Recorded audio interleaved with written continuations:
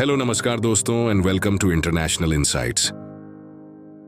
जब बात देश की सुरक्षा की आती है तो भारतीय सरकार पूरी तैयारी के साथ आगे बढ़ती है। चाहे हमारी वायुसेना को और भी शक्तिशाली बनाना हो या फिर हमारी नौसेना और थल सेना को नई ऊंचाइयों तक पहुंचाना हो, सरकार ने हाल ही में कुछ बड़े फैसले लिए हैं जो हमारे डिफेंस फोर्सेस को और भी मजबूत बनाएंगे और साथ ही आत्मनिर्भर भारत के सपने को भी साकार करेंगे। अब देखिए, हाल ही में केंद्र सरकार ने भारतीय वायुसेना के सुखोई 30 MKI फाइटर जेट के लिए 240 AL-31 FP एरो इंजन की खरीद को मंजूरी दी है। ये इंजन वायुसेना की ताकत को बढ़ाने में एक महत्वपूर्ण भूमिका निभाएंगे, खासकर जब देश के सामने किसी भी तरह की चुनौती हो। ये इंजन बाय इंडियन कैटेगरी के तहत हिंदुस्तान एरोनॉटिक्स लिमिटेड द्वारा बनाए जाएंगे, जो कि भारत की आत्मनिर्भरता की दिशा में एक और बड़ा कदम है।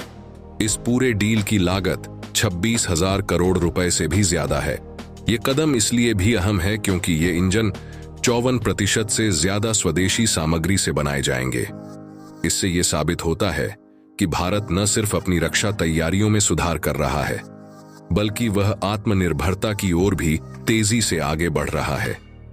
HAL अगले साल से इन इंजनों की सप्लाई शुरू करेगा और अगले 8 सालों में डिलीवरी पूरी हो जाएगी। अब बात करते हैं इंडियन आर्मी और नेवी की। हाल ही में रक्षा मंत्री राजनाथ सिंह की अध्यक्षता में एक महत्वपूर्ण बैठक हुई, जिसमें भारतीय सेना और नौसेना के आधुनिकीकरण से जुड़े कई बड़े प्रोजेक्ट्स पर चर्चा की गई। इनमें सबसे बड़ा प्रोजेक्ट है इंडियन नेवी के लिए 7 नए स्टेल्थ युद्धपोतों का निर्माण।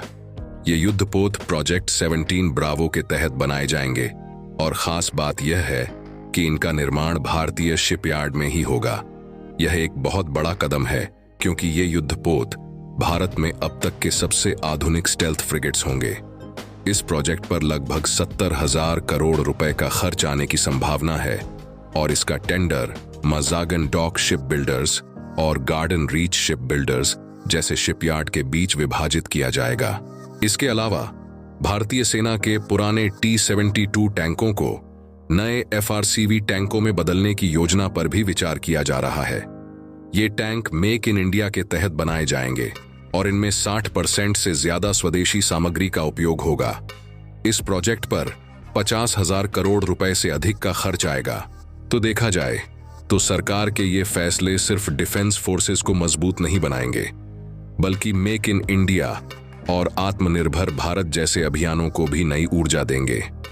अब सुखोई 30 MKI को स्वदेशी इंजन से लैस करने के इस बड़े फैसले पर आपका क्या कहना है? कमेंट करके जरूर बताएं।